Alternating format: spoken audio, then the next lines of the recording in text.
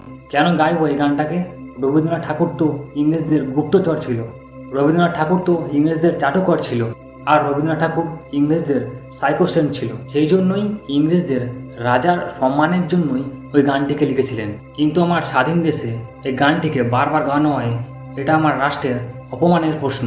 এই ভিডিওতে যা বলা হয়েছে তা সম্পূর্ণ ক্রান্তিকারী রাজীব দীক্ষিতজির বলা, এতে আমার কোনো মত নেই।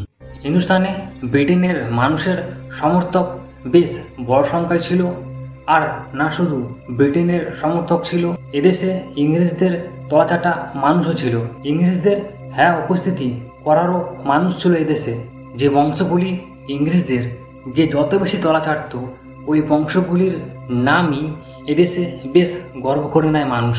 যারা ইংরেজদের সব থেকে বেশি পেছন চাটা ছিল, যাদের ষষ্ঠাঙ্গ ইংরেজদের চরণে ছড়িয়ে পড়ত, আর এরকমই একটা বংশ ছিল যারা ইংরেজদের দাসত্বে অবিচ্ছিন্নভাবে জুড়েছিল। ওই বংশটির নাম ঠাকুর বংশ। আর ওই ঠাকুর বংশের মধ্যে একজন ব্যক্তি ছিলেন যার নাম রবীন্দ্রনাথ ঠাকুর। ওই রবীন্দ্রনাথ ঠাকুর জর্জ পঞ্চমের স্বাগতমের জন্য একটা গান লিখে দিয়েছিলেন। আর না শুধু ওই মানুষটি গান লিখেছিলেন, কলকাতায় জর্জ পঞ্চম যখন পৌঁছেছিলেন, আর সেখানেই ভরা সভায় লক্ষ মানুষের উপস্থিতিতে হিন্দুস্তানের দাসত্বের গান গাওয়া হয়েছিল এবং ব্রিটেনের রাজার সম্মান করা হয়েছে। আর এই কাজটি রবীন্দ্রনাথ ঠাকুর নিজের মুখে করেছেন। আর ওই গানটা কি ছিল যা রবীন্দ্রনাথ ঠাকুর ইংরেজদের রাজাকে প্রশংসা করে লিখেছিলেন?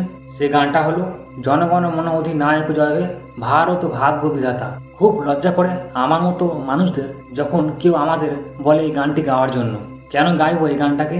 রবীন্দ্রনাথ ঠাকুর তো ইংরেজদের গুপ্তচর ছিল, রবীন্দ্রনাথ ঠাকুর তো ইংরেজদের চাটুকর ছিল, আর রবীন্দ্রনাথ ঠাকুর ইংরেজদের সাইকোসেন ছিল। সেই জন্যই ইংরেজদের রাজার সম্মানের জন্যই ওই গানটিকে লিখেছিলেন। কিন্তু আমার স্বাধীন দেশে এই গানটিকে বারবার গানো হয়, এটা আমার রাষ্ট্রের অপমানের প্রশ্ন।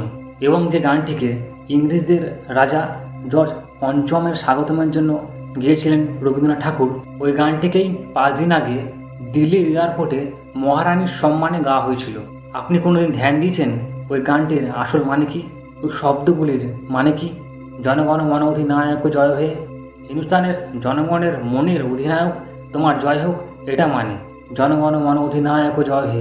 মানে জর্জ পঞ্চম, তুমি হিন্দুস্তানের জনতার মনের, জনতার গানের অধিনায়ক, তুমি সুপার বস, তুমি, সেজন্য তোমার জয় হোক। এইটা রবীন্দ্রনাথ ঠাকুর গাইছেন। এর থেকে ভালো চাটুকরতা, এর থেকে বেশি দ্বিতীয় সাইকোসেন্সির প্রমাণ পেতে পারেন? দ্বিতীয় কোনো প্রমাণ পেতে পারতাম? আর দ্বিতীয় লাইনটা হলো ভারত ভাগ্য বিধাতা। মানে তুমি ভারতের ভাগ্য বিধাতা, মানে আমাদের ভাগ্য তুমি লিখছ। এটা তো কেউ ভগবানকেও বলেন না। কিন্তু রবীন্দ্রনাথ ঠাকুর তো হিন্দুস্তানের সাম্রাজ্যবাদীর রাজার প্রতীক ছিল জর্জ পঞ্চম, তাকে ভগবানের থেকে ওপরে রেখে দিয়েছিলেন। তুমি তো ভারতের বিধাতা, পাঞ্জাব সিন্ধু গুজরাট মারাঠা দ্রাবিড় উৎকল বঙ্গ বিন্দু হিমাচল যমুনা গঙ্গা উচ্ছল জলজিত রঙ্গ তব শুভ নামে জাগে তব শুভ আশিস মাগে। মানে পাঞ্জাব সিন্ধু গুজরাট মারাঠা দ্রাবিড় উৎকল বঙ্গ, এই সবগুলি হিন্দুস্তান এলাকা তোমার জন্য আশিস চাইছে, তব শুভ আশিস মাগে, তোমার ভালোর জন্য প্রার্থনা করছেন।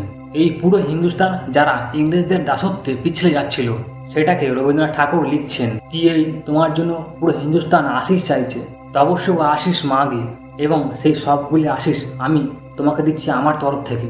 আর শেষে জনগণ মঙ্গল দায়ক জয় হে, ভারত ভাগ্য বিধাতা। ওই ভারতের বিধাতার তোমার কল্যাণ হোক, তোমার মঙ্গল হোক। মানে যারা আমাদের দাসী করবার জন্য এসেছিলেন, ওনাদের চাটুকরতায় কেউ পড়তে পারে, এটা তার নিকৃষ্ট নমুনা। আর শেষে উনি বলছেন জয় হে জয় হে জয় হে, মানে তোমারই জয় হোক, তোমারই জয় হোক। এরকম দাসত্বের প্রতিজ্ঞান সেই দাসত্বের দিনগুলিতে গাওয়া হয়েছে একটা হিন্দুস্তানির পক্ষ থেকে, যাকে হয়তো আপনি খুব শ্রদ্ধার চোখে দেখেন। এবং সে এই গানটা গেয়ে ফেলেছিলেন ও তার চরণে পড়ে গেছিলেন। তখন ইংরেজরা ওনাকে নোবেল প্রাইজ দিয়ে দিয়েছিলেন পুরস্কার রূপে। রবীন্দ্রনাথ এইভাবেই নোবেল পেয়েছিলেন। ইংরেজরা কিছু নিয়ম মানিয়েছিল আর কিছু পরম্পরা মানিয়েছিল। আর ইংরেজদের নিয়ম কি ছিল?